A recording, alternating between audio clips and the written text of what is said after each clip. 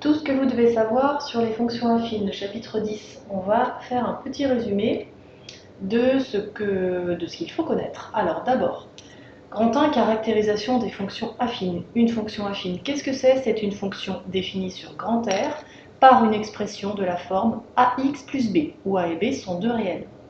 Le nombre a s'appelle le coefficient directeur, le nombre b, l'ordonnée à l'origine. Deux cas particuliers. Si b est égal à 0, il ne reste dans l'expression de la fonction que a fois x. On dit que c'est une fonction linéaire. Donc une fonction linéaire, c'est bien une fonction affine. C'est une fonction affine particulière. Deuxième cas particulier, si a est égal à 0, eh bien dans l'expression de la fonction, il ne reste que b, f de x égale b, donc on dit que f est une fonction constante, puisque tous les réels ont la même image. Cette image, c'est le nombre b. Pour reconnaître une fonction affine, quand on vous donne son expression, eh bien, il suffit, si nécessaire, de développer son expression et de voir si on peut l'écrire sous la forme ax plus b. Une propriété caractéristique des fonctions affines, c'est-à-dire une propriété qui n'est vraie que pour les fonctions affines, pas pour les autres fonctions. Pour une fonction affine égale à ax plus b, eh bien, quels que soient les nombres distincts, donc différents x1 et x2, le taux de variation de f entre x1 et x2, c'est-à-dire la différence de leurs images divisée par la différence de ces nombres, eh bien, ce taux de variation est constant et il est toujours égal au coefficient directeur petit a de la fonction. Cette propriété permet de calculer le coefficient directeur d'une fonction affine lorsque l'on connaît les images de deux nombres. Voilà un exemple détaillé où on vous demande de déterminer l'expression algébrique d'une fonction affine, sachant que f de moins 1 égale moins 4 et f de 3 égale 2. Il n'y a qu'une seule fonction affine qui vérifie ça. On calcule le coefficient directeur de cette fonction grâce à la propriété que je viens d'énoncer. Donc on calcule le taux de variation de f entre moins 1 et 3. Et ensuite, pour calculer l'ordonnée à l'origine, eh bien, on utilise l'une de ces deux égalités et on remplace x et y par les valeurs. Si on part par exemple de f de 3 égale 2, eh bien, on remplace x par 3 et y par 2, ce qui fait qu'on obtient une équation d'inconnu petit b. Deuxième paragraphe, représentation graphique d'une fonction affine. Dans un repère du plan, la courbe représentative d'une fonction affine, c'est une droite. Cette droite, elle coupe l'axe des ordonnées au point d'ordonnée petit b. Donc l'ordonnée à l'origine d'une fonction affine, c'est la valeur sur l'axe des ordonnées où la droite coupe l'axe des ordonnées. Les cas particuliers, lorsque la fonction est linéaire, la droite passe par l'origine du repère, et lorsqu'elle est constante, elle est parallèle à l'axe des abscisses. Je ne reviens pas sur les méthodes de construction d'une droite. Deuxième paragraphe, étude d'une fonction affine. Donc dans ce paragraphe, on donne le sens de variation d'une fonction affine ainsi que son signe. Alors le sens de variation et le signe d'une fonction affine dépendent du signe de son coefficient directeur. Alors, comme une fonction affine est représentée par une droite, elle est forcément monotone, c'est-à-dire soit croissante sur R, soit décroissante sur R. Elle ne change pas de sens de variation. Et ce sens de variation dépend du signe de A. Si A est positif, la fonction affine est croissante, c'est-à-dire la droite monte. Si A est négatif, la fonction affine est décroissante. Et si A égale 0, eh bien, dans l'expression de la fonction, on n'a que B, donc f est constante. D'accord ? La valeur de l'ordonnée à l'origine, c'est-à-dire la valeur de b, n'a aucune influence sur le sens de variation de la fonction affine. Quand vous devez déterminer le sens d'une fonction affine, vous ne devez regarder que le coefficient directeur, c'est-à-dire le nombre qui est devant x. Son signe en découle.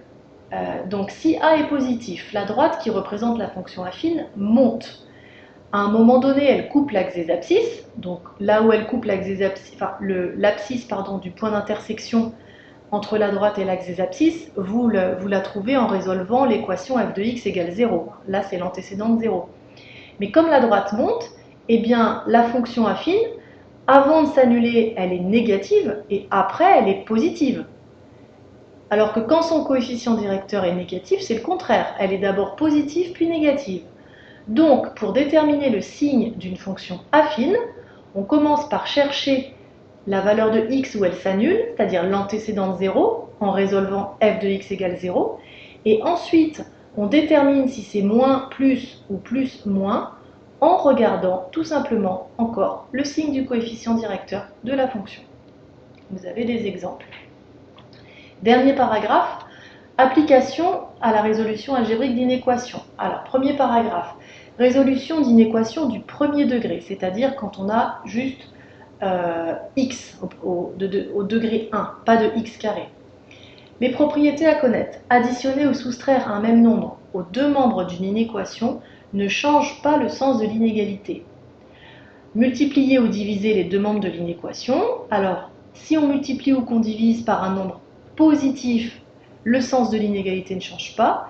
Si on multiplie ou qu'on divise par un nombre négatif, le sens de l'inégalité change. Alors, ça, évidemment, cette propriété, elle est en lien avec le sens de variation d'une fonction affine. Je vais vous expliquer ça sur l'exemple.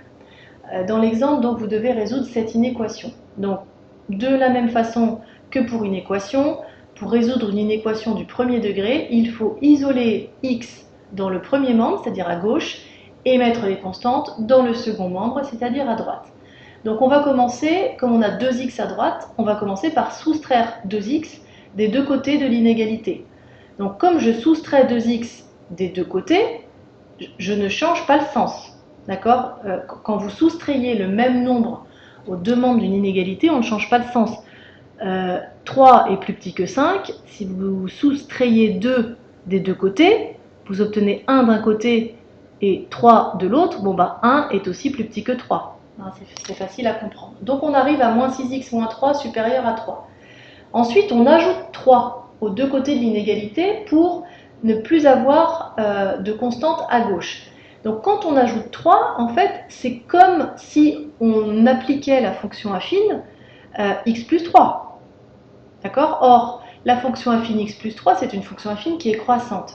Et vous savez que quand on applique une fonction croissante, par définition, on ne change pas l'ordre. Une fonction croissante, c'est une fonction qui conserve l'ordre. L'ordre entre les images est le même que l'ordre entre les antécédents. Donc je ne change pas le sens de l'inégalité et j'arrive à moins 6x supérieur à 6. Et enfin, dernière étape, pour passer de moins 6x à x, je dois diviser par moins 6.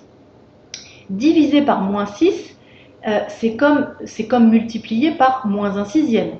D'accord ? Or, multiplier par moins 1 sixième, ça revient à appliquer la fonction moins 1 sixième de x. Or, la fonction moins 1 sixième de x, c'est une fonction décroissante, puisque moins 1 sixième est négatif. Et quand j'applique une fonction décroissante, eh bien, je change l'ordre.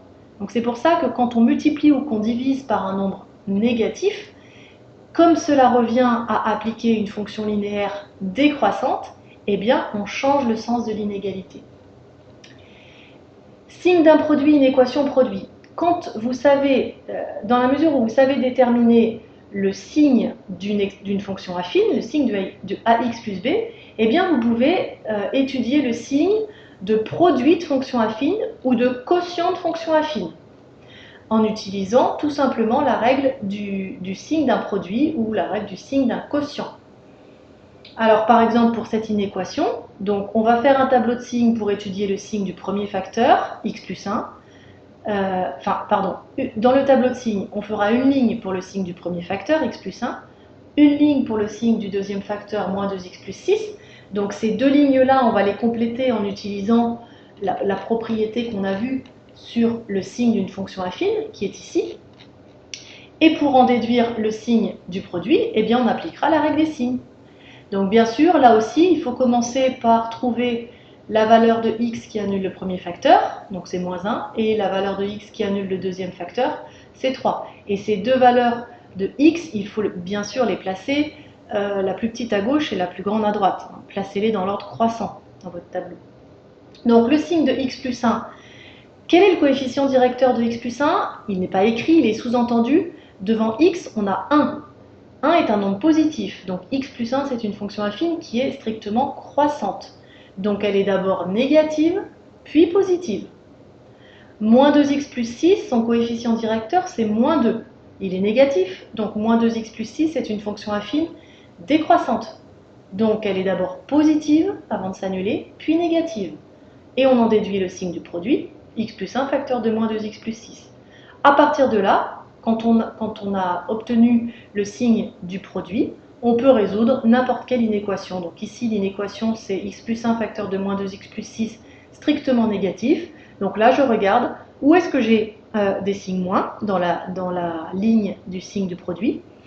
Donc j'ai un signe moins ici, donc sur moins l'infini moins 1, et là aussi sur 3 plus l'infini. Comme c'est une inégalité stricte, on ne prend pas moins 1 ni 3. Donc j'ai une réunion d'intervalles ouvert, normalement, oui. Je vous avais dit de rectifier, je me souviens, donc là vous avez mis inférieur ou égal. Donc si c'est inférieur ou égal, évidemment il faut prendre moins 1 et prendre 3.